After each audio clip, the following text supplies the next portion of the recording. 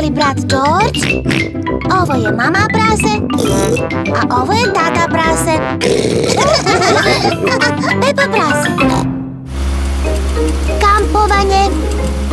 Pepa i njena porodica idu na kampovanje. Ja volim kampovanje. Stigli smo. Ura!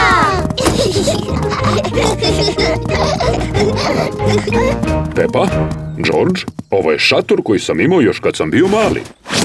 Tata, kako ćeš od toga da napraviš šator? Ne brini, Pepa. Ja sam stručnjak za kampovanje.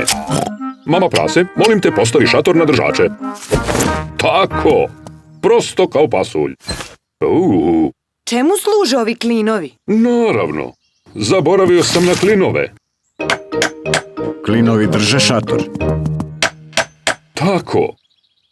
Šator je malo mali. Meni je bio dovoljno veliki kad sam bio dečak, ali sada izgleda manji. To je zato što si porastao od kad si bio dečak, tata prase. A tvoj stomak je najviše porastao. Kad smo već kod stomaka, trebalo bi da spremimo večeru. Da. Prvo, moramo da sakupimo grančice za vatru. Ljubi! Pepa i George pomažu tati prasetu da sakupi grančice za logorsku vatru. George, ja ću da podižem grančice, a ti možeš da ih nosiš. Sakupljanje grančice je zabavno.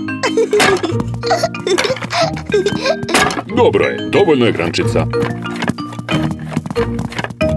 To je sjajna logorska vatra. Sad ću da je zapalim. Evo ti šibice. Ne trebaju nam šibice. Tata, kako ćeš da je zapališ bez šibica?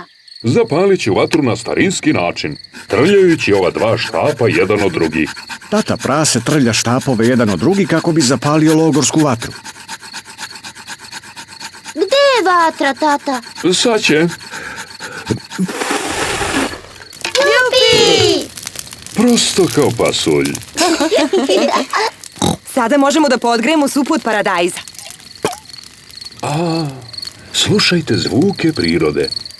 Kakav je ovo zvuk? To cvrče cvrčci. A ovo? To je sova. Pogledajte, eno je. Wow! A kakva je to buka? O, nisam sigurna. To je tatin stomak. Krčanje mog stomaka je jedan od najboljih zvukova u prirodi. To znači da je vreme da se jede. Ja volim supu od paradajza. I ja. Eto još jednog tata prasetovog zvuka prirode. Šta? Pokret deca u šator, vreme je za spavanje. Nećemo svi stati, šator je premali. Biće sve u redu. Upadajte. Pomeri se još malo, mama prase. Tata, ti si preveliki za šator. Nema veze. I onako bih da spavam napolju. Laku noć, tata prase. Laku noć, tata. Laku noć. Laku noć svima. Mama prase, Pepa i George spavaju u šatoru. Tata prase spava napolju pod zvezdama. Volim kampovanje. Spavanje pod otvorenim nebom, pod zvezdama. Možda ovo i nije bila tako dobra ideja. Jutro je. Tata, u šatoru je bilo lepo i udobno. O, gde je tata? Tata prase je otišao. Siroti tata prase, mora da mu je bilo hladno i vlažno. Gde li je sada? Kakav je to zvuk? Zvuči kao hrkanje.